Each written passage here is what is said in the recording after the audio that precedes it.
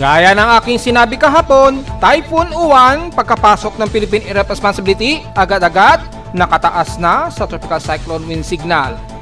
At nagdudulot na ito ngayon ng malawakang ulan sa Eastern Visayas at Bicol Region at ilang bahagi sa Central Visayas hanggang Cebu simula pa kagabi. Kaya mula pa kagabi, nakataas na ang malawakang pag-ulan sa silangang bahagi ng Visayas at Southeastern Luzon, especially dyan sa bahagi ng Catanduanes at Sorsogon at Legazpi. Nalalabi ng Central Visayas kabilang na ang Leyte ay damay sa nakakaranas ngayon ng may bugso na ng hangin at maulan. At latest update sa ENSHO projections probability para ngayong November, tatalakayi.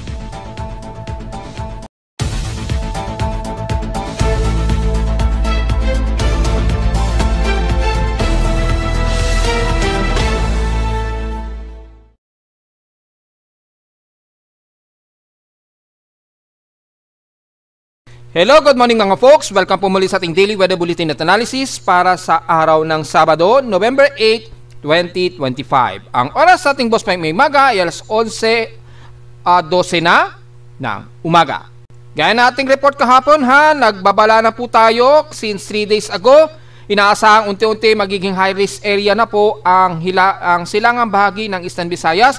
Pataas na yun unti-unti hanggang bandang Bicol Region, Calabarzon at within 48 hours kabilang na ang Metro Manila sa madadamay sa maapektuhan ng Bagyong Uwan. Kaya mag-ready-ready pa rin po tayo maging sa buong Calabarzon area at Metro Manila dahil posibleng umabot tayo sa Tropical Cyclone Wind Signal number 3 sa kalakhang Metro Manila at ilang bahagi po ng Calabarzon area.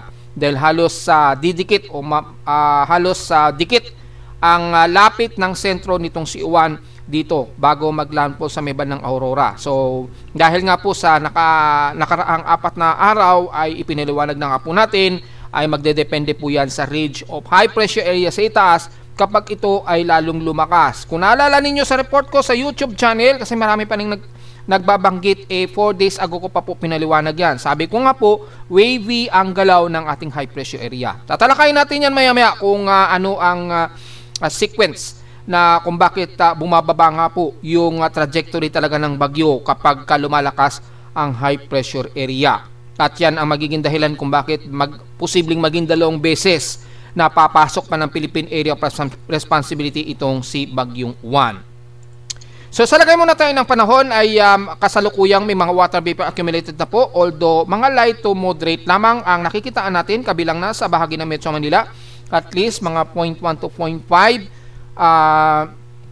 ang accumulated millimeters na nadedetect ng Doppler radar dito.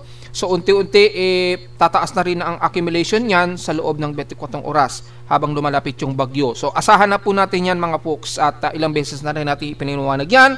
Kaya mag-ready-ready na po dahil so far medyo kalmado ngayon ang mga lightning strikes dahil unti-unti lumalamig na naman ang temperatura, lalo na yung monsoon trough ng bagyo ay unti-unti na pong hinahatak ang lahat ng hangin at ulap dito sa may bandang kaluran ng ating bansa. Sa ating current conditions, overcast, gloomy haze at partly cloudy ngayon ang umiiral dito sa amin sa Caloocan. Well, asahan na po natin, very hazy na tayo lalo unti-unti. Natapos muna o pansamantala muna tayong hindi muna makakaramdam ng matinding alinsangan ay magiging makulimlim tayo sa maghapon. Napakikita sa live CCTV snapshots ay very hazy kami dito sa paligid. So magkakaroon na naman ng medyo mataas o moderate na air quality dahil sa magkakaroon na naman ng turbine inversion na naman ito. Sa lawas sa presyon ay tala na weather station kaninang 5:20 AM nakapagtala kami ng lowest of 25.9 degrees Celsius. Kaninang madaling araw ito ng 5:20 AM at kahapon nakapagtala kami ng highest air temperature na 33.5 degrees Celsius kahapon ito ng hapon na at 2:19 PM. Ibig sabihin lamang po nito ay mataas pa rin ang naging heat index namin kahapon, pumalo sa 47.5 degrees Celsius ang aming init pandama. So dahil ay very concentrated po ang overcasting gloomy natin, hanggang Mindanao, malabo muna tayo makapag-forecast ng heat index dahil halos nagsasaturate na po ang buong bahagi ng bansa dahil po sa umiiral na monsoon trough. At yung ating amihan, asahan palalakasin yan ni Bagyong Uwan lalo. lalo na yung hilagang bahagi na daloy ng northeast monsoon yan, lalong palalakasin yan ni Bagyong Uwan. So expected mababa ang magiging heat index natin ngayon. Yan. Pero sa amin sa Caloocan, kung i-double check pa rin natin, medyo mataas ang bahagya muna dahil hindi pa naman masyadong malaki ang significant impact ni Bagyong Uwan sa Metro Manila. So bahagyang tataas-taas pa yan at sa forecast aabot ng 40 degrees Celsius. Pero kung mapapansin nyo naman ay naglalaro na lamang sa 40 degrees Celsius ang heat index sa maghapon. So expected na very manageable na po yung magiging heat index. Hindi na ganun kataas na. Unti-unti lalong bababa yan sa loob ng 48 oras nga po. So meron na tayong 48 oras sa risk time areas na maapektuhan nitong bagyong si Juan. So, diretso agad tayo sa ating PH extremes in past 24 hours. Nangunguna sa highest air temperature ang hinatuan na may 34.5 degrees Celsius. So, halos sa pangatlo lang siguro kami dahil nasa 33.5 degrees lang kami. So, halos pumapangalawa na may pinakamataas na air temperature. Sa lowest naman, sa Baguio ay almost stationary sa 17.8 degrees Celsius ang lowest temperature sa bansa except sa Atok Benguet. Alam na natin, mas mababa yan palagi. At sa ulan naman, ang iba Zambales, nakaranas sila ng 43 mm na total rainfall. Gaya nga po ng ating report kahapon, nagkaroon nga po ng mga localized thunderstorms dyan. So dahil po sa daloy nga po at yung ilang monsoon trough pa ni dating Bagyong Tino ay nagdudulot pa rin talaga ng mga kalat-kalat na pag-ulan dyan hanggang kahapon. Kami sa Caloocan, wala kami naging pag-ulan at kaninang madaling araw mukhang nagkaroon kami ng light drizzle rain na 0.3 mm lamang. So wala, halos walang pinagbago pa rin o nadagdagan sa total rainfall namin sa Caloocan. Anyway, magkaroon na naman tayo ng bagong G2 moderate. Well, na-forecast na natin yan 2 days ago. At base sa ating latest alert message as of 10:02 AM ngayong umaga, base sa oras natin sa Pilipinas, nasa inaasahang KP index daw ang moderate G2 geomagnetic field ang mararanasan na naman sa Earth. So mataas ang active warning natin ha. Gaya ng isang araw na report natin, pinost na natin sa Facebook page, kasahan ang moderate impact ng primarily forward 50 degrees latitude, usually mga northern hemisphere sa mga karamdam niyan. Yung induced currents at least hanggang Japan, at sa Amerika naman ang bandang Canada or bandang New York, medyo may posibleng induced currents pa rin na moderate.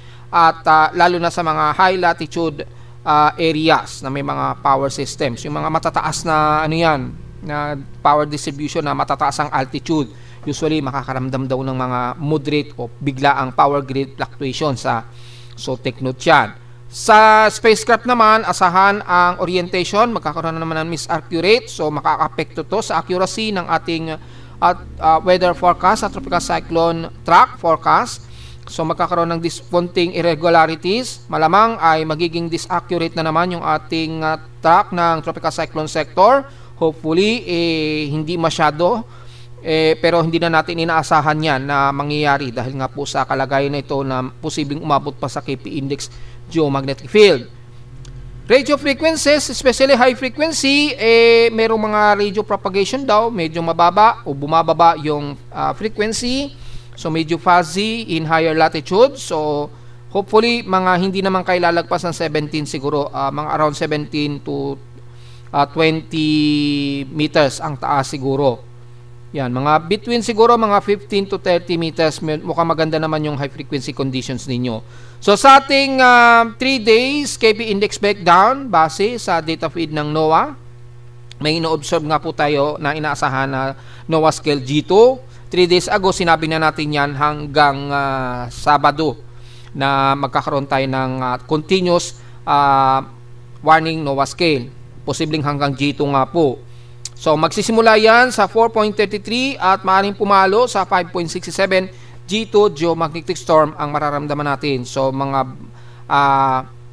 ano yan, umaga yan sa atin sa Pilipinas hanggang hapon. Yan o.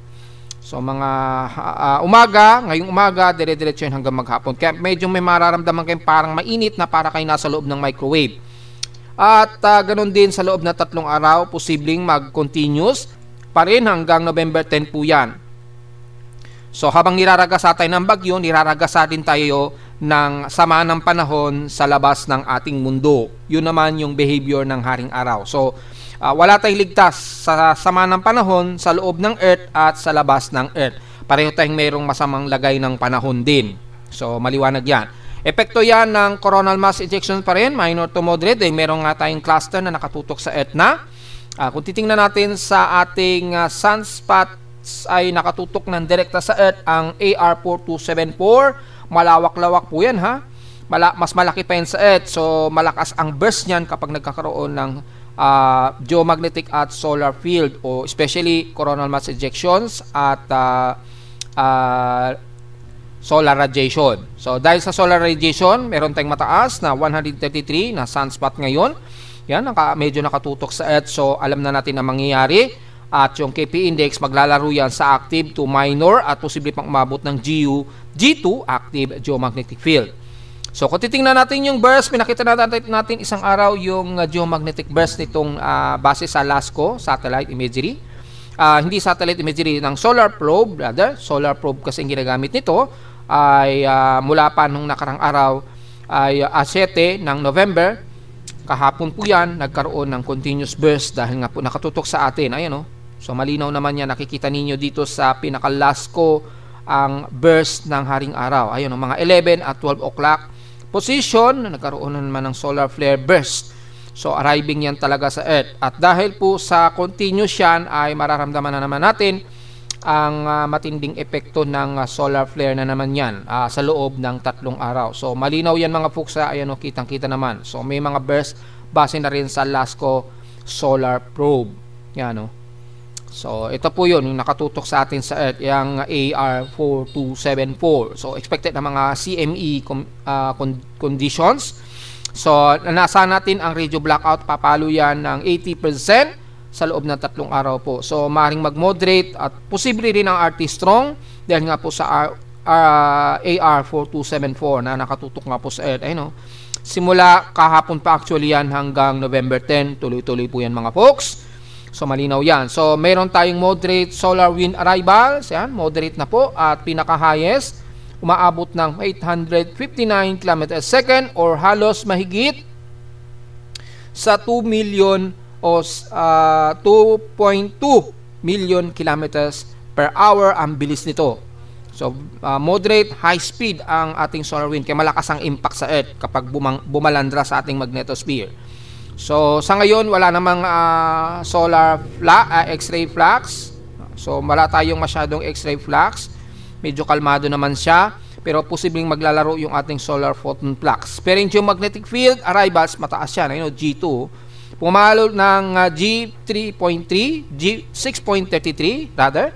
Nagsimula pa ito kaninang madaling araw po. Alas 8 ng umaga, sorry. Mga alas 8 po ng umaga ay nag-arrive to sa Earth base sa oras natin sa Pilipinas. Ayan o, 6.33 ang naging KP index. So medyo moderate po at posibleng umabot pa sa higher ang geomagnetic field. So pigang-piga ngayon ang ating magnetosphere at asahan natin ang mas matindi pang TEC range dyan sa Mid-Pacific, kabilang na ang Pilipinas. Damay tayo ng mga at least moderate to high na total electron content. So medyo magiging disaccuracy yung ating mga satellite sa pagitan ng yan, sa region na yan. So asahan na natin ang auroral activity. Tanaw na tanaw yan sa bandang northern hemisphere ng Amerika at sa may bandang South Pole din. Pulang-pula ang makikita ninyo ngayon sa auroral activity. So kung titingnan natin sa live CCTV snapshots ng courtesy ng Aurora Max ng Canada, sa Yellowknife Canada ito.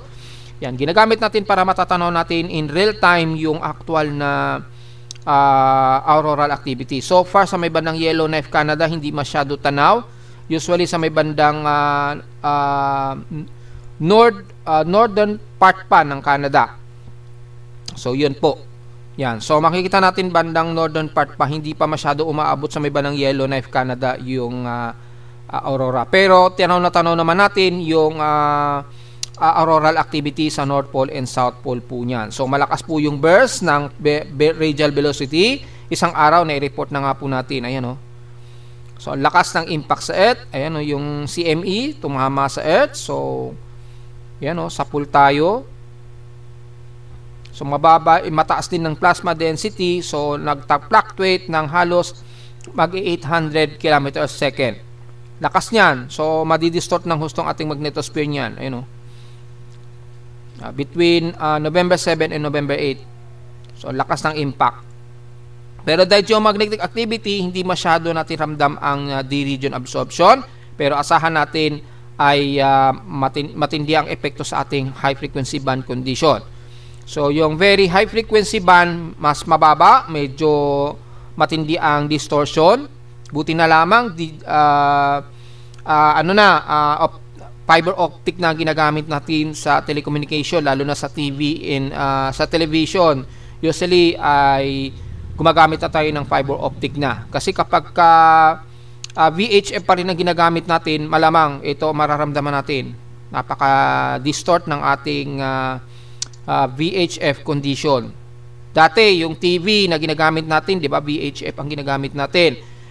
Buti na lamang ngayon, gumagamit na tayo ng digital TV, digital television boxes.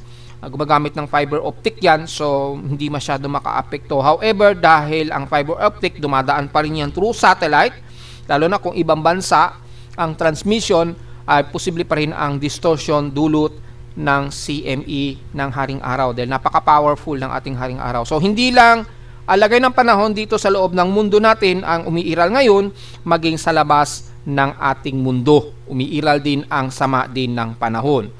Yan. So parang G2 moderate. So kumbaga sa bagyo parang category 2 typhoon na yan. Parang ganun ang katumbas niyan mga folks. So sa ating outside humidity 83% po, bumaba ito ng 3% since last hour.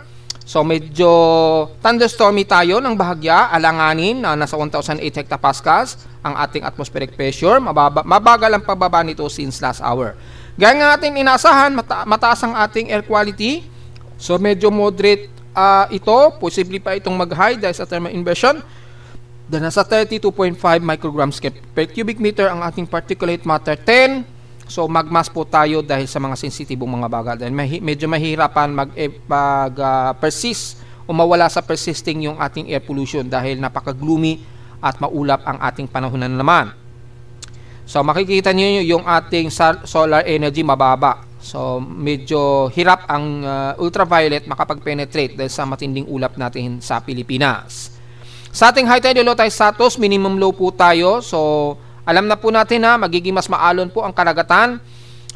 Matik na ang buong silangang bahagi ng bansa natin at kanluran. Medyo mataas na po yung alon natin dyan. So delikado po pumalaot. At since low tide po tayo ngayon, ay ang magiging concern lamang natin ay yung matinding alon dulot ng itong outer trough o yung monsoon trough na ginagalawan ngayon ni Bagyong Juan. So yun ang magiging concern natin. Hindi masyado sa pagiging high tide o low tide. Kaya lang pagka mamayang gabi, tingnan na, i-double check natin. Kapag nag-high tide na naman tayo, tapos saktong niraragasa tayo ng bagyo, mga anong oras kayo mag-high tide? Bago maghating gabi po, ayan, nasa 1.5 ang sea level natin mamaya, napakataas yan o napakalalim. Posibleng kapag niraragasa kayo ng bagyo ng mga oras na ito, expected ang bilis magkaroon po ng flash flood sa mabilis ang pagtaas ng tubig baha dahil grabe po ang high tide Yan. Tapos medyo perigee pa po yung ating moon. Ibig sabihin ng perigee, medyo malapit pa sa earth yung buwan. So mas malakas ang hatak nito sa ating sea level at kapag mataas ang buhos ng ulan ay posibleng mabilis din ang pagtaas ng baha. So malaki din ang factor ng high tide at low tide sa magiging mabilisang pagbaha natin. Lalo na yung mga ilog natin mabilis tumaas yan kapag high tide po. Ganun po yan ang magiging epekto niyan. So mag-iingat po tayo lalo sa mga nabanggit natin. At sa atin namang almanak, sumikat ang haring araw kaninang 5:54 AM at lulubog po ito mamayang 5:25 PM. At sa ating 91% illuminated, maning gibos, pero nasa medyo perigee pa po yan ha. Magmo-moonrise yan mamayang gabi, 7:58 PM. At bukas na ng umaga, ng 8:31 AM naman ito lulubog. At sa ating local weather outlook para ngayong Sabadong Linggo, which is very stormy ang magiging panahon natin ngayong araw hanggang bukas na yan ng Linggo. Tuloy-tuloy po yan hanggang Lunes. Maulap ang ating maghapon na, sasabihin na nating maghapon. At localized thunderstorms pa rin ang iiral. Well, as usual, 100% chance ang ulan sa halos buong Calabarzon at buong silangang parte ng bansa natin. Especially Southeastern Luzon, Eastern Visayas at Northeastern Mindanao. Lalo na dyan. So, matik na po yan. At bukas sa linggo ay tuloy-tuloy tayong magiging maulan na. Dito mga linggo po is magiging maulan na po tayo. Maging sa Metro Manila, tuloy-tuloy po. So, 97 to 100% chance naman pag-ulan na may kasamang stormy wind o gusty winds na yan. Mga bukas na linggo. May mararamdaman na tayo ng matinding bugso ng hangin kabilang na ang Metro Manila. High sa lowest temperature expected maglalaro 27 to 30 degrees Celsius and lowest temperature expected 22 to 26 degrees Celsius. At as of 3 a.m. base sa huling data feed ni Pag-asa, although hindi na po ito relevant, pero babasahin pa rin natin yung namataan ni Pag-asa kaninang 3 a.m. ang sentro ni typhoon. Naka-typhoon na ito, si Juan ay sa laing 1,020 km east of Eastern Visayas na. Ngayon, below na yan, nasa around 600 na lamang ang layo niyan mula sa may bandang Eastern Visayas o Southeastern Luzon. With maximum sustained wind, 130 km per hour, malapit sa gitna at bugsong pumalo sa 160 km an hour at mabilis ang pagkilos nito pakanluran, hilagang kanluran, yan, sa bilis na 25 km. So, dahil mabilis po yung movement speed niya, asahan natin mabilis din ang paglapit nito dito sa atin sa Luzon, especially sa Eastern at Northeastern Luzon, kaya magready-ready tayo mga folks. So diretso po tayo sa ating ginagamit na satellite imagery. Makikita po natin ang malawak na ito ng lumitaw na nga po yung mata, sentro ng mata nitong si Bagyong Uwan, Typhoon Uwan po. Yan, so ayan na. Isa sa pinakamalawak na bagyo na tatama sa bansa. At makikita natin ang maulan na ang Eastern Visayas nga po. Kabilang na ang buong Borongan, Eastern Samar hanggang Gian na po. Southern Leyte, tilang bahagi ng Dinagat Islands at Siargao sa Surigao del Norte sa Mindanao. Yan. At ilang bahagi na rin ng Bicol Region, especially sa dulong bahagi nga po ng Sorsogon at Catanduanes. Nakakaranas na sila ng malawakan at kalat-kalat na pag-ulan. So kung activate natin ang heavy rain potential po ay magiging mas moderate to heavy rain showers na ang nararamdaman ng mga taga-Eastern Samar. Yan, lalo na sa may bandang Borongan, pababa ng Gian at ilang bahagi nga po ng Southern Leyte at Surigao del Norte. Magiging mas maulap na rin ang buong Kabisayaan, kabilang na ang Cebu, Bohol, Negros Region at Panay Island po. Asahan ang mga light to moderate since clusterized pa lamang naman ang heavy rain showers ang nakikitaan natin sa Panay Island at ilang bahagi sa Negros Region, Cebu at Bohol. Pero maglalaro sa mga moderate rain showers to some heavy rain na po na may kasamang bugso ng hangin ang iiral sa atin. Dahil nahahatak na po ang ilang hangin dito sa katimugan ng Mindanao. So maging ang buong Mindanao napaka-gloomy at maulap na rin ninyo. Asahan na mga ilang moderate to heavy rain showers ang mararamdaman ng mga taga-Northern Mindanao. Kasama na ang Misamis, Occidental, Cagayan de Oro, Misamis Oriental hanggang dyan sa Agusan del Norte na po at buong Caraga area. At mula sa kanluran nga po ng Mindanao, kasama na ang Davao Region. Very gloomy tayo ngayon. Asahan ang kalat-kalat na mga ulan, mga ilang light to moderate and some heavy rain naman pagdating sa may bandang Bislig at bandang Compostela Valley. So asahan natin na medyo mabugso din ang hangin dahil sa monsoon trough ni Bagyong Uwan nga po, dahil umaabot sa halos Mindanao rin ang outer trough niyan.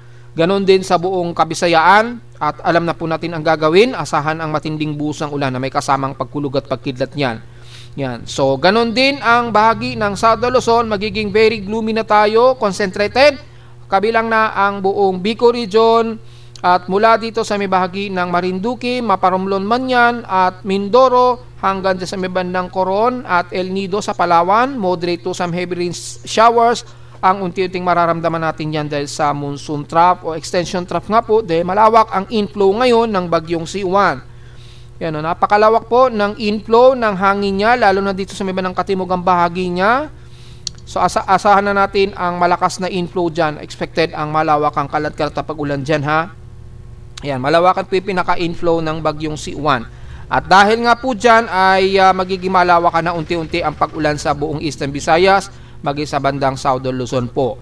Yan, unti-unti at sa loob nga po ng 48 oras ay unti-unti magiging mas masungit na tayo, kabilang na ang Calabarzon area at Metro Manila. So maghanda-handa pa rin po sa posibleng pagbaha. So magiging maulap na ngayon ang buong Luzon, hanggang South Luzon na po yan, tuloy-tuloy na po yan hanggang this whole weekend na po yan, hanggang Lunes po yan. So sa magtatanong kung uulanin ba tayo, well, magiging common sense na po natin dahil ang kilos nga po ng bagyo pahilagang kanluran at tatabasin nito ang buong Luzon area. So asahan natin ang maulan at asahan na rin ang storm surge sa area, lalo na sa silangang bahagi ng Eastern Visayas hanggang Bicol region yan within 24-hour period. So pataas na yan ha. So yung storm surge, take note po dyan sa inyo sa Eastern Visayas area.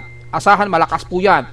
Papalo hampas siya ng more than 120 to 170 kilometers per hour ang posibleng storm surge na aabutin pa rin ninyo dyan. So mag-iingat po ang lahat at sa buong bahagi nga po ng Northern Luzon, kabilang na ang Metro Manila at Central Luzon ay magiging maulap na rin po tayo. Although sa dulo ng dulong bahagi ng Ilocos Norte, at least medyo partly to mostly cloudy muna kayo dyan, medyo mga isolated lamang na mga pag-ulan ang aasahan natin dyan.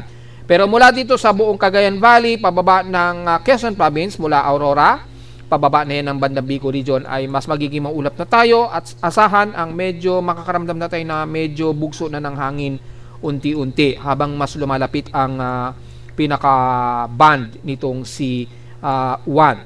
So malaki lamang yung sakop ng inflow ng hangin na hinahatak ngayon ni Juan, kaya halos buong bansa nararamdaman natin ang bugso ng hangin, kaya mag-iingat pa rin po mga folks. Kung titingnan naman natin sa rain MSLV forecast, courtesy of, so kung mapapansin natin sa MSLV forecast, hindi masyado paramdam daw dito sa Metro Manila at ilang bahagi ng Calabarzon area.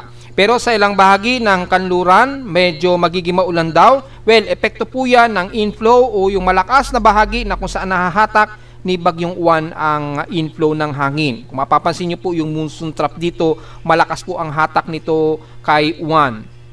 So kung mapapansin niyo, maging sa may bandang Northern Mindanao, makakaramdam kayo ng mga moderate to heavy rain. Epekto po yan ng malakas na inflow na hatak ni Bagyong Juan.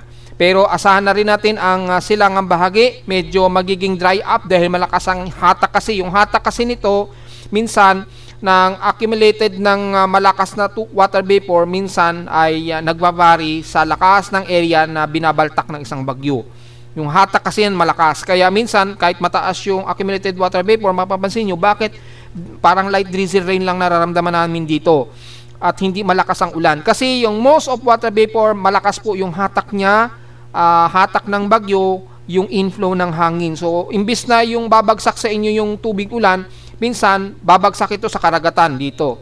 Malakas kasi yung baltak niya, yung inflow. Parang, imagine niyo parang vacuum cleaner na unti-unti lumalapit dun sa area mo. Tapos, lahat ng nasa paligid ng malapit na vacuum cleaner, bigla nitong binabaltak.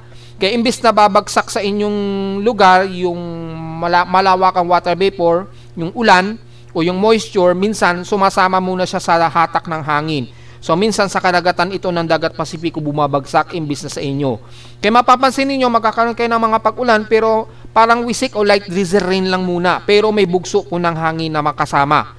Ganon po yun minsan. Kaya makikita nyo dito sa satellite imagery ng SMLP forecast ay makikitaan na malakas ang baltak ng inflow. Yan. Tapos yung pinakamalapit sa sentro, hindi pa gaano katindi sa may bandang Eastern Visayas. Yan, dahil medyo malayo pa naman kasi yung bagyo ngayong mga oras na ito. So medyo malayo pa siya sa may bandang Eastern Samar. Pero mga bandang gabi po yan, lalapit na yan dito. Halos malapit na yan halos sa Eastern Visayas. Diyan pa lang ninyo unti-unti mararamdaman ang sungit ng buhos ng ulan. So hanggang ngayong alas 2 po, magiging maulan sa kanlurang bahagi ng Visayas at Northern Mindanao dahil sa inflow po.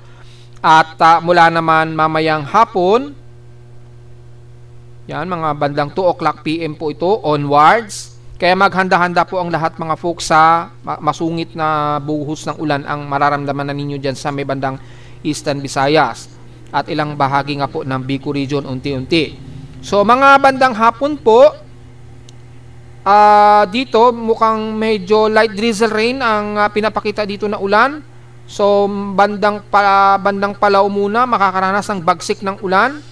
So, pinaka-southern quadrant ng ulan ay hindi muna magpapang-abot halos dito sa buong Visayas at Mindanao. Pero expected ang mga bugso ng hangin o storm surge na may kasamang light drizzle, malakas na hampas ng light drizzle rain sa buong Visayas at Mindanao area. Yan. Dito sa parte ng Luzon, makikita nyo halos medyo nagda-dry kasi lahat ng water moisture sumasama ngayon kay Juan dito sa may bandang lower right location ng bagyo na sumasama ang most of moisture or water moisture ng ulan. Kaya minsan bubugso ang lakas ng hangin, then may light drizzle rain, then biglang titigil. Normal po yan kapag malakas ang inflow ng hangin. At mula naman mamayang gabi,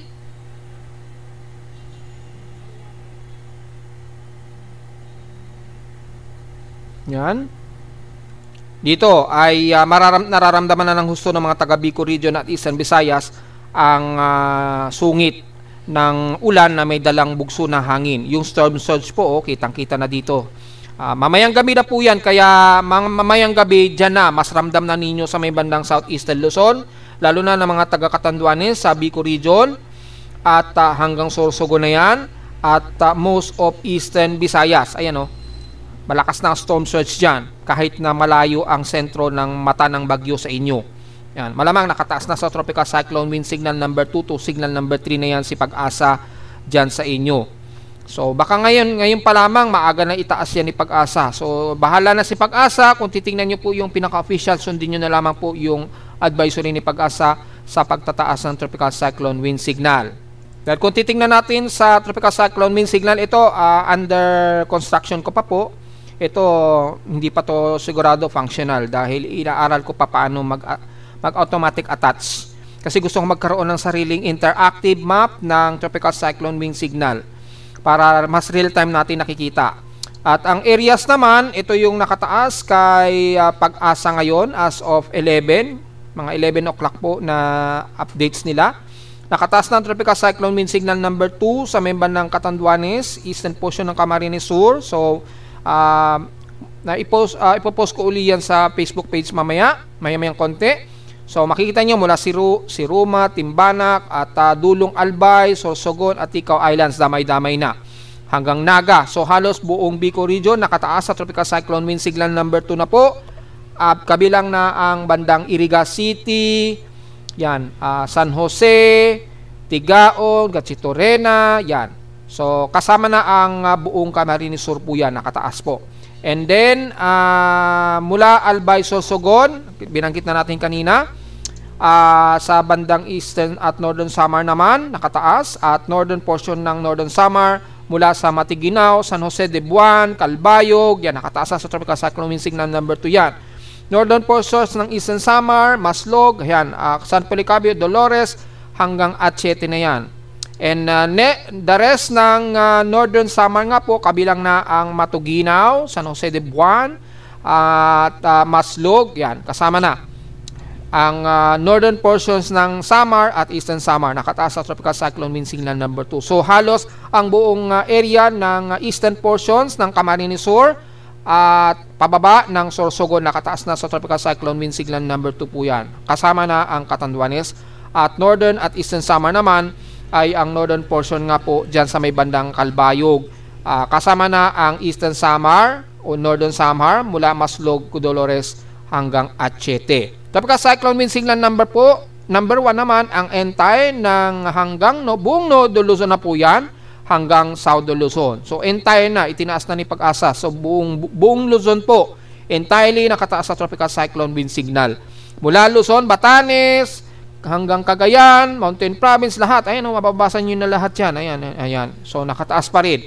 Pinost ko yan kanina sa ating Facebook page. So, mababasa nyo isa-isa yung sakop ng tropical cyclone wind signal. So, entire ng buong Nodo Luzon na po yan, nakataas sa tropical cyclone wind signal. Tuloy-tuloy na yan, gaya ng ating report kahapon. At sa buong bahagi ng Visayas, kabilang na ang buong Cebu. Yan, Cebu hanggang Mandawi na yan, nakataas. So, mag-ingat pa rin po tayo sa Cebu dahil hindi pa rin nakaka-move on yung mga kababayan natin. Ano ba yan? Uulanin na naman sila. So, at least hindi naman masyadong matindi muna dahil tropical cyclone wind signal number 1 pa lang ang nakataas sa inyo. So, magkaroon lamang kayo ng mga pag-ulan pa pero hindi pa ganun katindi ang pag-ulan. Naglalaro siguro hanggang 50 km per hour ang mga bugso ng hangin ninyo sa may bandang Cebu. Yan. Kasama na ang buong Eastern Samar nga po, pababa ay yung bandang rest ng Samar area, kasama na ang Samar Biliran at South Leyte, kasama na po yan. Hanggang Iloilo na yan. Yan. Damay-damay na po yan sa sakop ng Tropical Cyclone Wind Signal number 1. So ito lang po yung pinaka-latest ng data feed ni Pag-asa. Ito, sarili kong webpage script ito, pero hindi pa siya fully functional dahil pinag-aaralan pa natin na gusto ko kasi kapag lumabas yung Tropical Cyclone Wind Signal, automatic mag-i-interactive map, lalabas siya dito sa mapa. Yan. Gusto kong makagawa ng ganun na sarili. So, under developing ko pa lang po ito. So, ito automatic, kung ano ilalabas kay Pag-asa, at least meron lang tayong automatic update ng Tropical Cyclone Wind Signal. So, under experimental ko pa lamang po ito, kaya nakakapag-post tayo ng mga ganitong data. So, lahat ng mga detalye yung gusto nyo malaman pa rin sa official advisory ni Pag-asa, punta lamang po kayo sa website nila. Pero at least pareho lang naman din na ipopost natin ito sa data feed mismo dahil galing naman din ito sa official ni Pag-asa. So, diretso agad tayo sa ating ginagamit na computer-generated tropical cyclone sector. Ayan, mukhang inalis na nga po sa listahan itong si dating Bagyong Tino or international name Kalmegi. Ayan o. So, as of 8 o'clock AM, indicated na nalusaw na raw po itong si Kalmegi. Ano, mga 8 o'clock AM, according sa aking tropical cyclone sector, tuluyan na siyang inalis sa listahan ng aking tropical cyclone sector. Yan, nalusaw siya 8 AM habang nandito na yan sa may bandang Thailand. Sa may bandang Thailand siya na tuluyang nalusaw na. So, hindi na niya kinaya dahil medyo malamig na po yung hangin na dumadaloy dito at mataas yung high pressure area. So, yan po. At marami ang nasawi. Halos magdadalawang daan na raw ang bilang at marami pa raw pong mga missing na person sa may bandang Cebu. Ang daming nagawang disaster nitong si Kalmegi. Tapos susundin pa tayo ng panibagong bagyo, itong si Juan. So, diretso tayo kay Juan. Nasa category 2, typhoon na po ang kanyang 1 minute average as of 11:45 AM according sa aking tropical cyclone sector o Ernie B, code name, ay nasa 160 km per hour na po yung maximum sustained wind nito in 1 minute average at bugsong 208 km per hour. So, center air pressure niya ngayon, 972 hectopascals. So, ang bilis ng pagbaba niya, nabilis din ang pag-rapid nito. At ang kanyang 10-minute average, 141 km per hour. Under typhoon category po yan. At bugsong umaabot ng 183 km per hour. Napakabilis ng kanyang movement speed pakanluran sa bilis na 31 km per hour. Ito po yung sinasabi natin. Kaya minsan napapaaga po ang paglapit ng bagyo sa kalupaan ng bansa natin. Mas bumibilis po yung movement speed, mas mapapaaga po ang paglapit niya dito sa may bandang Aurora region, which is yun yung huling approximate na magiging landfall nitong si Juan. Kaya maghanda-handa na po tayo dyan sa bandang Nodo Luzon po. Mag-ready-ready po tayo dahil ang bilis ng kanyang pagkilos. At mula as of 11:45 AM ngayong umaga, actually magto-12 na nga po sa actual time natin, ang magiging reference point natin ay ang parte ng Sorsogon muna, ang reference point natin. Mula sa Sorsogon, ang layo niya ay 760 o to 765 km east ng Sorsogon po yan sa bandang Bicol region. Pero kung ibahin natin ang reference point, pagpalagay na natin sa lawang Northern Samar ang reference point natin, ang layo niya mula rito ay 651 o 651, ayun, around 651 km east ng lawang Northern Samar o Southeast Eastern Visayas po. So, nandiyan na po yung pinaka-sentro niya according sa aking tropical cyclone sector. Ito po yung pinaka-satellite imagery niya. Babalikan natin. Yan. So, napakadaming water vapor ang dala niya. Ay very torrential ang nakikitaan natin na water vapor na dala-dala niya ngayon. Ayan o. Grabe. Kaya kitang-kita na po yung pinaka-center eye niya. So, makikita natin dito ay inaabot na po ng matitinding pag-ulan ang bandang silangan ng Eastern Visayas at Southeastern Luzon po. Kaya pinag-iingat po ang lahat. So, yan po. So, hindi natin malaman bakit walang inilalabas ang NOAA ng tropical storm force intensity. Wala tayong idea kung bakit, pero at least asahan natin ang storm surge sa buong Eastern Visayas hanggang Bicol region na po yan. Malakas ang storm surge yan, probably mag-i-start yan, 63 km per hour yan. And then kapag nasa typhoon na siya, expected yung storm surge natin aabot 120 kilometers per hour, lalo na sa mga baybayin sa gilid na yan ng Bicol region at Eastern Visayas. So napakadelikado. Hopefully wala na po kayong o nagsususpend na po kayo ng mga pagpalaot dyan sa karagatan. Napakadelikado ngayong pumalaot dyan.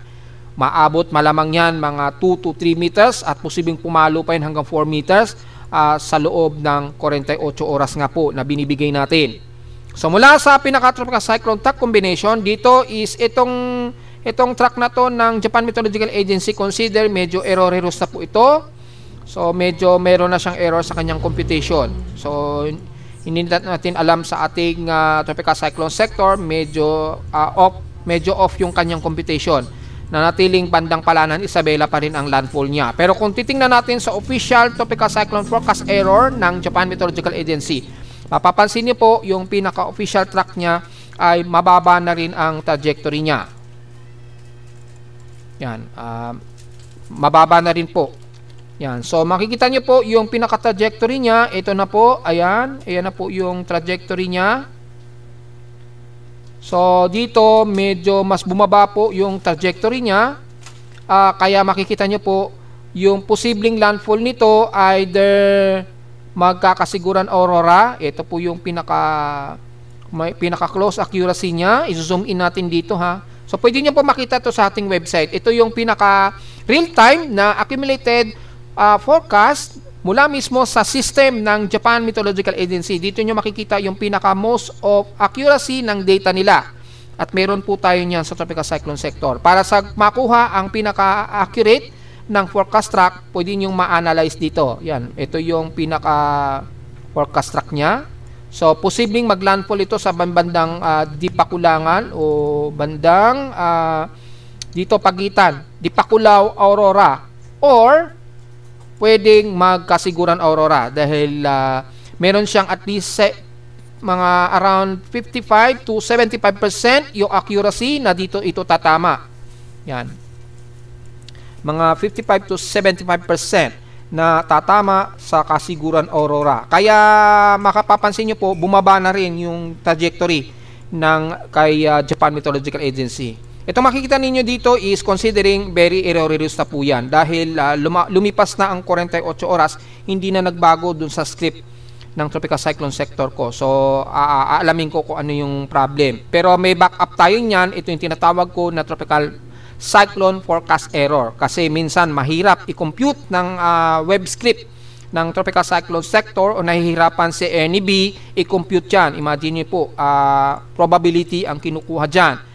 Ginagamitan natin ng mathematics yan, yung obstruct probability, yan ang ginagamit. At siyempre, si Japan Meteorological Agency, alam nila yung computation yan, which is, dinidiscover natin yung mas closer na accuracy. Pero kung titingnan natin dito sa TC forecast error, malinaw na malinaw, yung pinaka-high accuracy na 75% ay either kasiguran aurora ito magla-landfall, or bandang Dipakulaw, Aurora.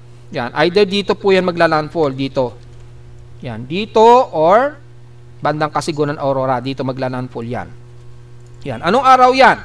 Mapapansin natin dito by Sunday.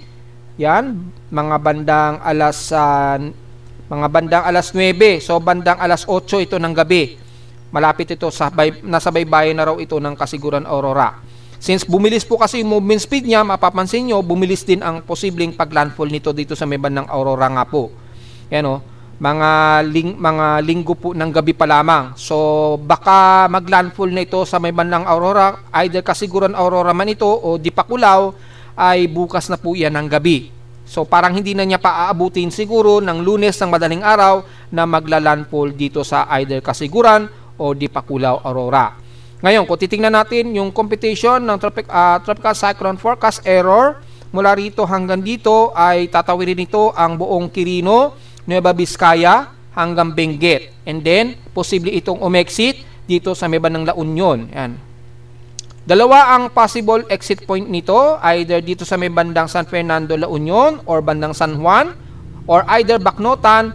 Pwede rin dito sa may baba, sa may bandang Aringay ay e-exit itong si Uwan. So makikita po dito sa accuracy ng ating trajectory, yan ang posibleng magiging exit point niyan. Ayan, yan. Yan yung most of 75% ng magiging pagtawid nito. So dadaanan nito ang buong Quirino, Nueva Vizcaya hanggang Benguet at La Union. Yan ang maaring tawidin niya. Ayon yan sa Tropical Cyclone Forecast error natin ng Joint Type Japan Meteorological Agency. So pag tiningnan niyo sa official website ni Japan Meteorological Agency, postahan tayo, yan din ang nakalagay doon sa kanilang forecast track, yung official nila. Kasi ganyan din ang method na ginagamit nila, which is pinag-aralan natin talaga nito halos kalahating taon paano nila nako-compute.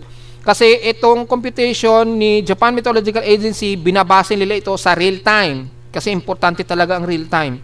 Kaya mapapansin nyo, ang dami ang mga segmented. Pag sinabing segmented, ito yung mga probability ng fix ng time frame. Yan yung fix ng time frame na kinukuha ng Japan Meteorological Agency. Yung mga ginuhit ko na yan, mga pare-parehong oras yan. Yan yung mga probability. Then, tinitingnan natin yung mas mababang probability. Pag mga below 50%, ibig sabihin, hindi na siya mas accurate. Mas tumataas siya habang nagle-latest yung data. So, the more the latest, the more na tumataas ang accuracy. Which is, pagka pumalo na ng 55%, lalo na pag 75%. Yung mga 75%, itong area na to, yan, mga 75% yan. Diyan natin dinudugtong-dugtong yan hanggang sa makuha natin yung track. Yan. Kung titingnan nyo yan sa website ng Japan Meteorological Agency, yan din ang makikita ninyo dun sa official nila. Which is yun yung most of closeness sa accuracy ng kanilang forecast na nasa 75% pataas. Kung babasahin ninyo sa kanilang website, yun yung kanilang paliwanag dyan. May ginagawa sila na tinatawag na computation ng tropical cyclone, real-time fixing tropical cyclone error. May tinatawag pa nga silang fixed base error. May tinatawag silang base error computation. Meron pa silang tinatawag na tropical cyclone forecast error. Meron din silang tinatawag na latest forecast error. So, tatlo yung ginagamit nila. Sa atin, combination na po nung mga method na ginagamit ni Japan Meteorological Agency. Kaya makikita niyo dito, maraming mga salingit, di ba? Pero kung kukunin niyo yung pinaka-mean track niyan, yun nga po yung ating tropical cyclone forecast error, which is magla-landfall daw ito either sa Dipakulang at either dyan sa may bandang Kasiguran, Aurora ito magla-landfall. So, yan po. Malinaw yan ha. At nakita niyo yan sa aking Facebook page na pinost natin kani-kanina lamang. Yan.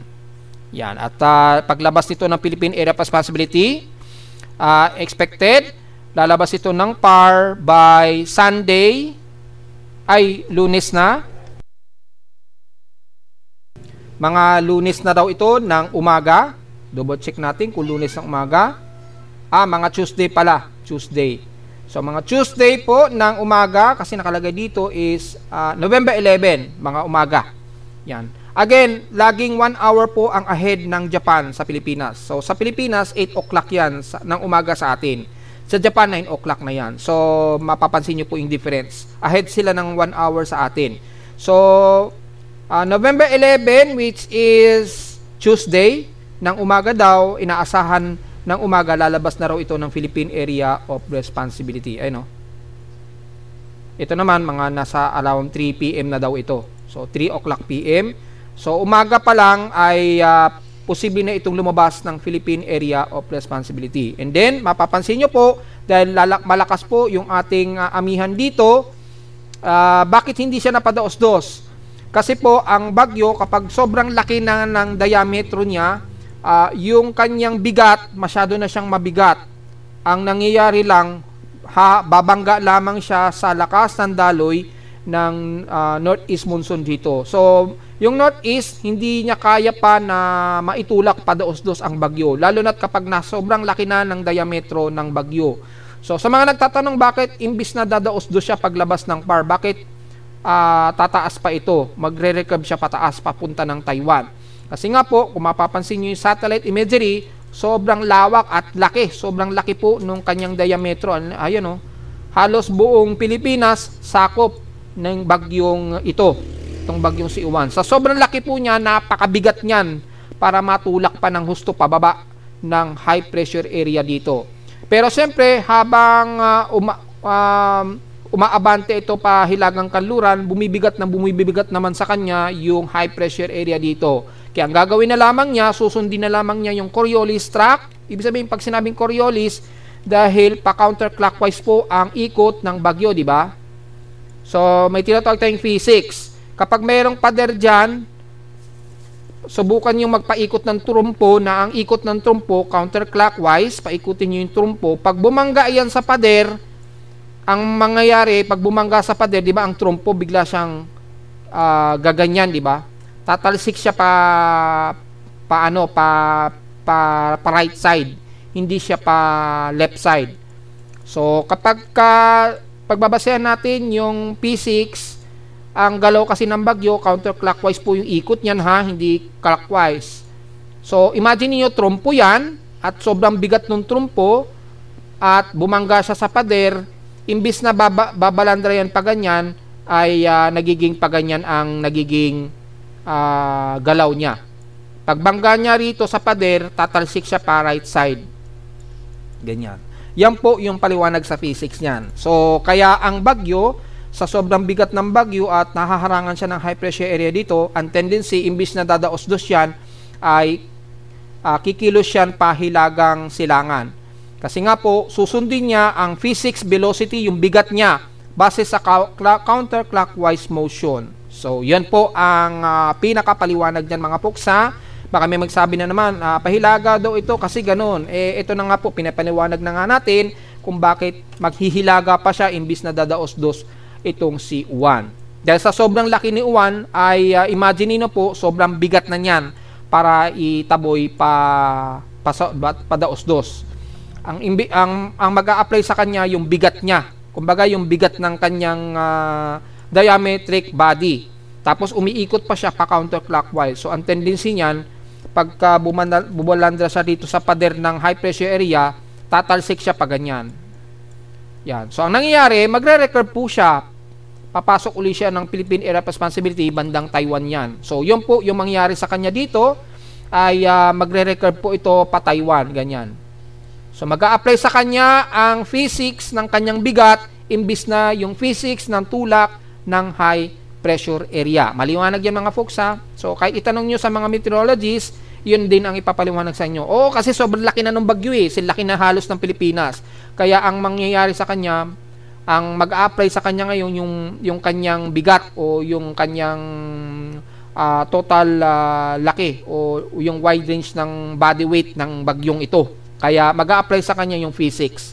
Kaya siya gaganyan, magre-recurve po. So, maliwanag yan mga poksa. So, balik tayo sa tropical cyclone track combination mula sa Joint Typhoon Weather Center at DeepMind. Makikita po natin dito is ganun din. Pa-aurora din ang balandra nito. Yan, no? Either dinalungan or magkakasiguran yan or dipakulaw.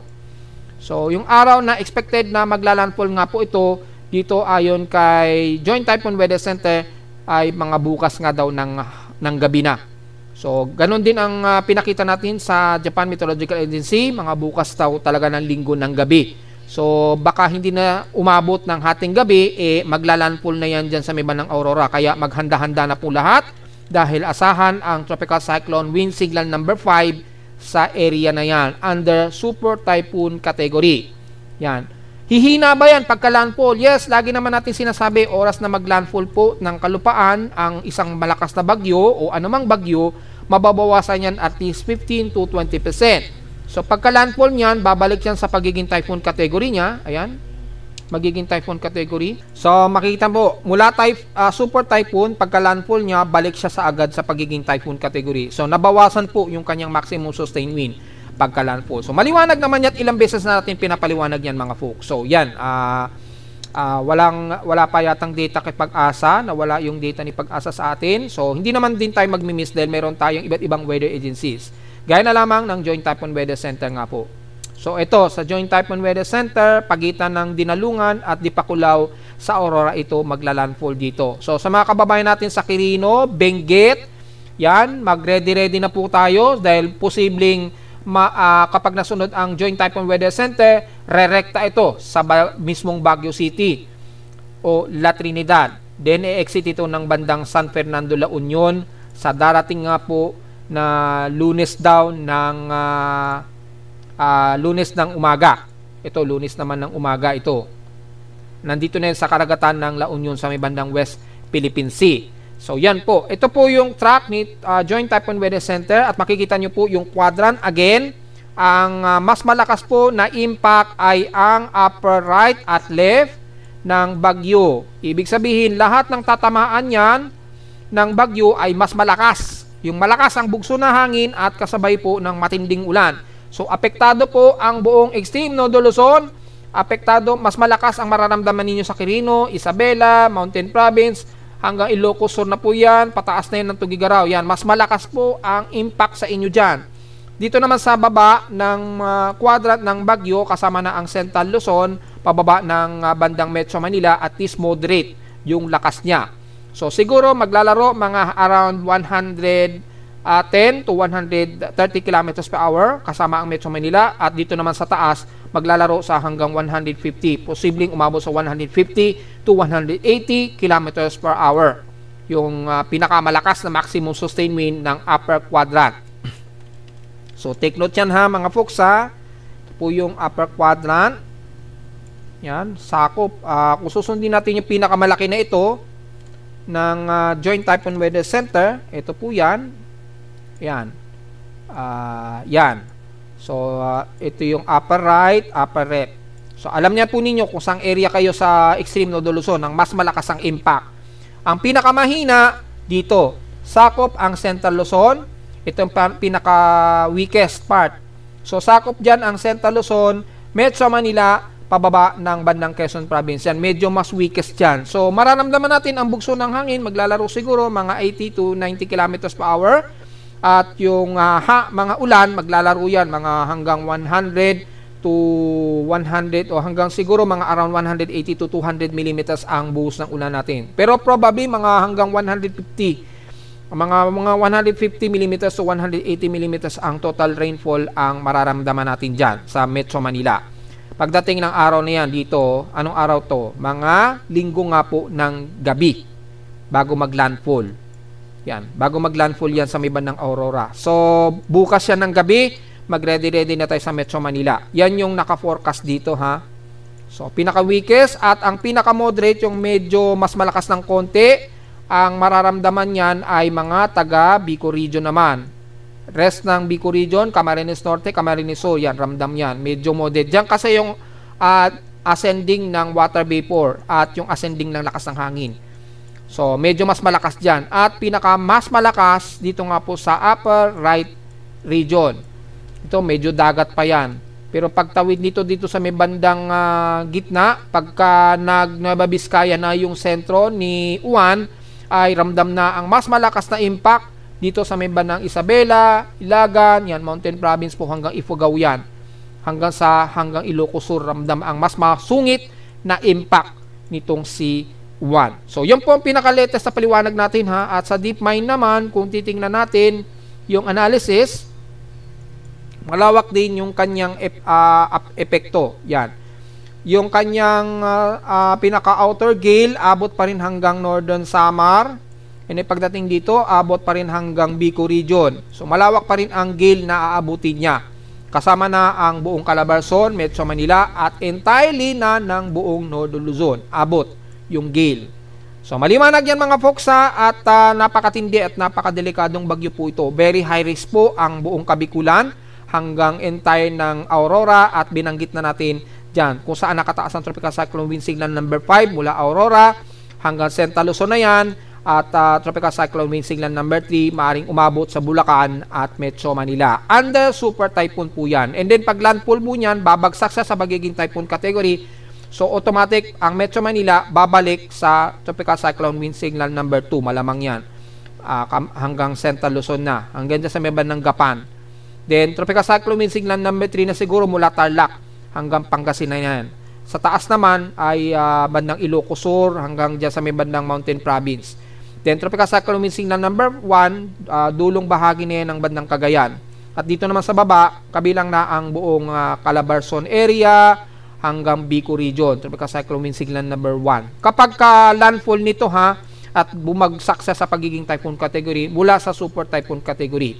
So yan po yung pinaka paliwanag natin mga folks at mas malinaw na paliwanag para hindi na masyadong magtatanong yung mga kababayan natin. Sa mga binanggit natin, pwede nyo pong balik-balikan yung ating video para maintindihan maigi ng ating mga kababayan. At mula naman dito sa ating under construction din na forecast track, itong data na ito mula ito sa data feed ni Pag-asa pero courtesy din ng GFS, kay GFS lamang na forecast ito. So mapapansin nyo po mga folks ay dito yung gale nito ay yung pinaka gust wind nito ay sakop na po ang buong Camarines Norte hanggang Camarines Sur hanggang Eastern Samar. Naglalaro na yan sa around 22 to 28 kilometers per hour ngayon. Then kung mga bandang alas 7 na po mamayang gabi, ito na po nakataas na sa buong Tropical Cyclone Wind Signal number 2 ang buong Bicol Region at buong Eastern Samar. Makikita natin dito. Then Tropical Cyclone Wind Signal number 1, entire pa rin ng Metro Manila kasama ng Northern Luzon. Ayan, ito yung area na sasakupin niya. So mga bandang green around 50 to 61 kilometers per hour. Mamayang gabi po yan ha. Yan, aabutin na ng mga around 61 kilometers per hour to 74 kilometers per hour ang buong Catanduanes, Eastern Samar region. Hanggang dito umaabot pa sa bandang Dinagat Island umaabot. And then mga 50 to 61 kilometers per hour, siguro mga around 50 kilometers per hour. Abot ang entire ng Quezon Province, Southern Luzon, dyan sa may bandang Marinduque, Cebu, northern part ng Cebu umaabot. Pero mas highly concentrated dito sa may bandang Masbate. Yan, at Northern Samar. Yan, at Quezon Province. Yan, mga 7 PM po yan. And then siguro tuloy-tuloy po yan mga hanggang bukas na madaling araw siguro.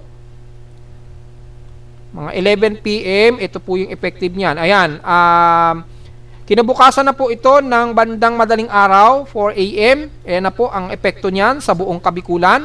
Umapalo na po sa mahigit 61 km per hour hanggang 102 km per hour. Ang bandang Catanduanes, Northeastern Samar, Eastern Samar, yan, umaabot na sa mahigit 102 km per hour ang bugso ng hangin dyan. So, bukas po na madaling araw, mas masungit na po ang mararamdaman ninyo sa buong Kabikulan. Yan, hanggang Eastern Samar. Yan, kasama na ang matinding bugso ng hangin. So, ingat po sa storm surges po. Yan, dinadahan-dahan natin, iniisa-isa natin, di bali ng mahaba para maintindihan ng mga kababayan natin. Abot na rin ang bandang silangan ng Northern Luzon.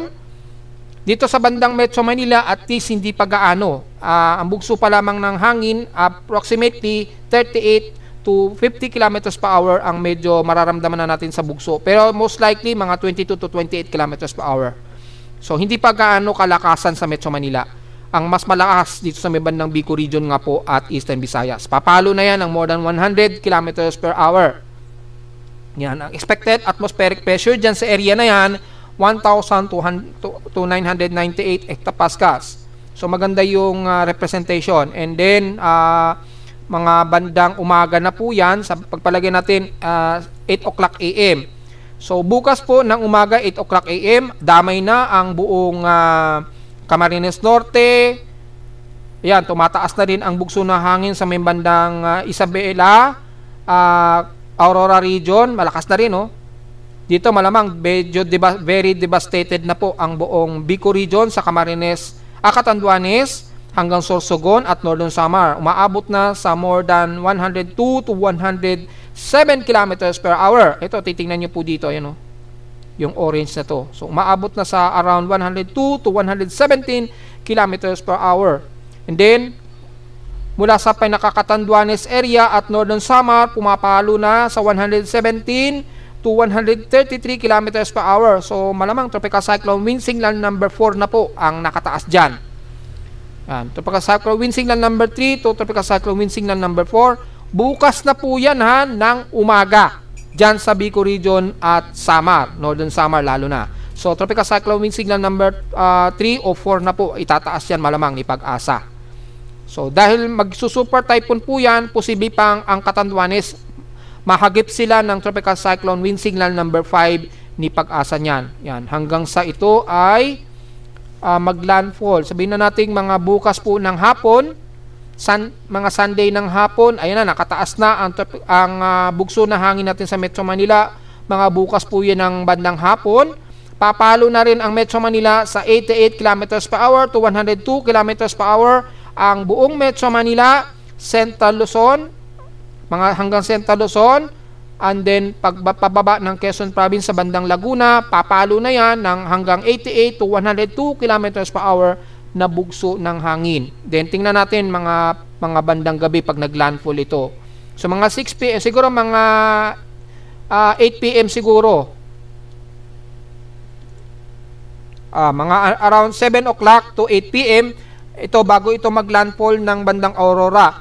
Yan, apektado ang Metro Manila, umaabot na rin sa hanggang 102 to 117 km per hour ang bugso ng hangin.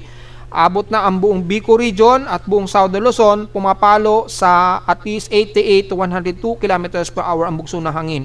And then ang entire ng eastern part ng Northern Luzon, kasama na ang Isabela, Aurora, hanggang Cordillera Administrative Region, pumapalo na rin sa 102 to 117 km per hour ang bugso ng hangin. So imagine po pag naglandfall yan.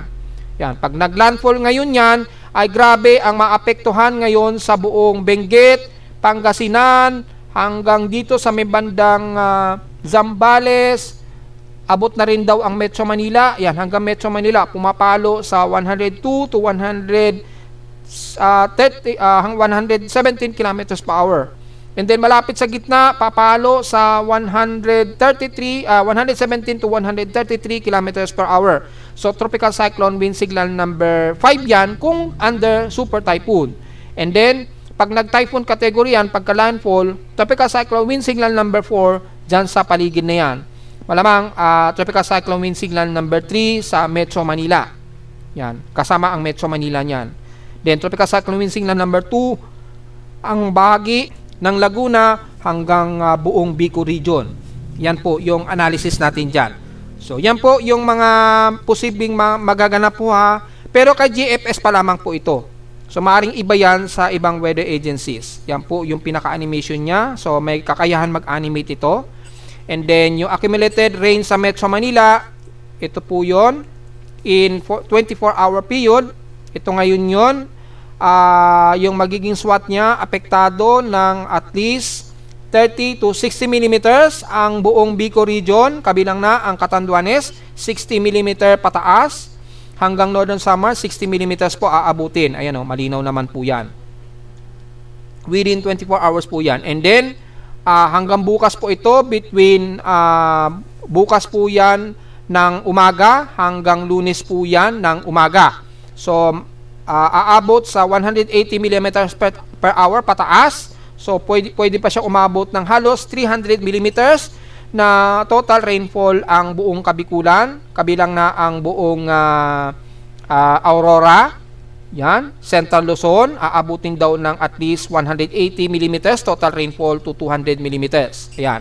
Ito naman yung epekto sa Metro Manila o NCR, yan o. Umaabot sa at least 60 mm ang Metro Manila. Within 48 hour po ito. Yan. Ito po yung previous. So wala pang masyadong ulan sa atin. Then pagdating po ng mga bandang bukas po ng umaga ng linggo hanggang buong maghapon ay magkakaroon na tayo ng pag-ulan. Aabot sa moderate to heavy rain, 30 to 60 mm po sa Metro Manila at ilang portion na Laguna aabot ng hanggang 60 to 180 mm ang total rainfall. Ayan, linaw naman po, kitang-kita dito sa precipitate rate. So, yan po yung forecast na posibleng abutin natin na ulan, kaya maghanda-handa po tayo sa Metro Manila. Ito naman yung pinaka-SWAT ng 6-hour accumulated rain at SWAT. Ito yung accumulated rain. I-animate po natin. Ayan, yan po yung SWAT niya. Apektado ang buong Bicol region, Northern Samar, Quezon Province, kasama na ang Laguna, Metro Manila, Central Luzon. Yan. Within 48 hour po ito. Yan. Ayan po yung epekto niyan. And then by the next 48 hours po, sa susunod niya hanggang sa umexit ito ng ng dito sa may bandang La Union, just in case, mapapansin natin ang bandang Zambales, malaki ang accumulated rainfall sa kanila. Kaya hindi po tayo lusot sa may bandang Zambales na magkakaroon ng mataas na buhosang ulan, mga 100 to 200 millimeters na total rainfall po. Base yan sa SWAT accumulated ng 54 hours or by the next 48 hours na total na ulan. Maglalaro yan 100 to 200 millimeters na ulan. Kaya mag-ready po tayo ha. Kaya binabagalan natin, di bali nung lumagpas ng 1 oras. So yun po yung pinaka-analysis natin mga folks. So sa latest natin sa ating ENSO projections probability, since wala pang latest update tayo sa ating La Nina monitoring at yung ENSO plume, ang pinaka-latest pa lamang na lumabas for November 14 na po ito, extension. Yung ENSO projection probability natin mula sa NOAA ay makikita natin hanggang December. Makikita natin dito is mukhang humina yung ayan, October, November, December, medyo humina daw yung La Nina, bumalik siya sa pagiging neutral niya. Then November to December to January daw. So ngayong buwan, November to January, papapansin natin under minor La Nina pa rin tayo. So dito pasok tayo sa pagiging minor La Nina na nasa 60% na negative 0.53 degrees Celsius o negative 0.53 degrees Celsius po. Malinaw po yan. So mananatiling minor La Nina po tayo hanggang January daw ng susunod na taon. Then pagpasok po yan ng bandang February po, ay babalik sa pagiging neutral daw ang ating ENSO projections o yung ating sea surface temperature. 59% daw ang tsansa nito na bababa sa negative 0.47 degrees Celsius. So babalik siya sa pagiging neutral. And then magbe-maintain daw ito ng neutral all the way. Well, tingnan po natin yan kung magbabago yan. Pero sa ngayon, ang malinaw lamang, ang projections probability natin na ma-minor La Nina hanggang January ng susunod daw na taon. Then pagpasok ng bandang February ay babalik uli siya sa pagiging neutral. So medyo good news ng konti, kaya lang bad news pa rin tayo dahil pagpasok naman ng bandang February, papasok naman ng tag-init sa atin. So hindi pa rin good news. So yun lang pa pinaka-latest natin sa ngayon. Continuous. At sa ulat lindol, well, kahapon, mga bandang hapon po ito, merong malakas na lindol lang na-detect tayo.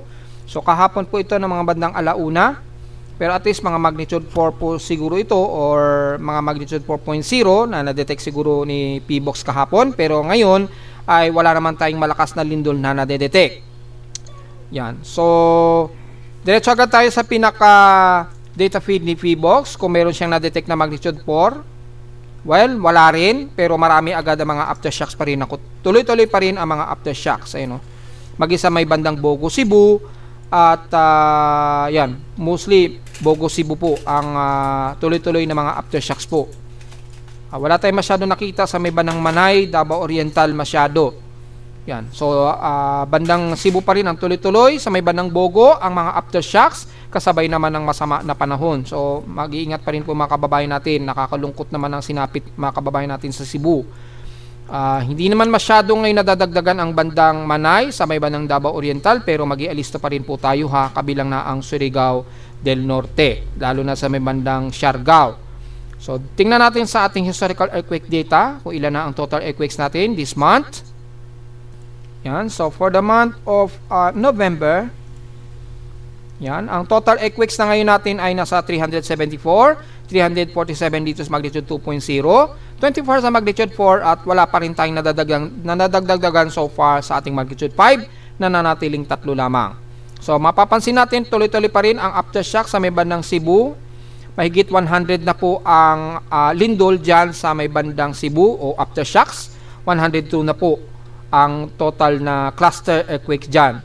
Sa may bandang Surigao naman 39, sa may bandang Davao Oriental ay 40. So halos wala, konti lamang o mangilan-ngilan lamang na dagdagan. Except dito sa ilang parte ng Davao Oriental sa ibaba, may 44 na lindol na. So tuloy-tuloy pa rin ang mga aftershocks dyan. At lalo na sa may bandang Cebu ay mag-iingat pa rin po tayo dahil tuloy-tuloy pa rin ang mga mahihinang aftershocks dyan.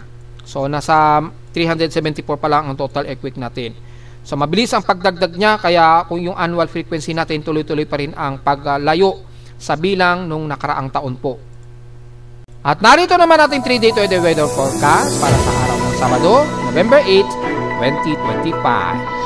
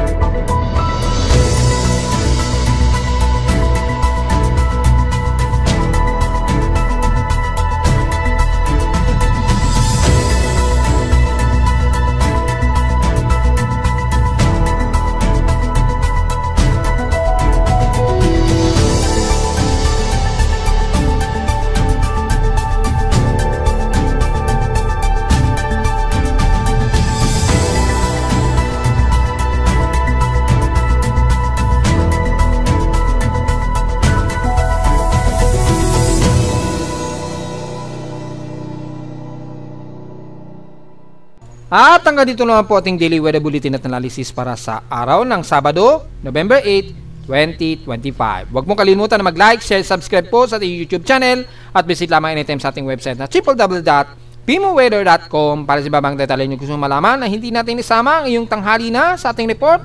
Asahan natin ang magiging unti-unti, magiging masungit na ang panahon natin, unti-unti, kabilang na ang Calabarzon hanggang Metro Manila at Central Luzon within 48-hour period na binibigay na natin. At visit naman sa ating website sa gusto malaman pa rin ang pinaka-dynamic events mula sa reading na aking aparato sa Caloocan at sa data feeds mula sa iba't ibang weather agencies. Maraming salamat po mga folks, mag-iingat po ang lahat at magandang araw po sa ating lahat.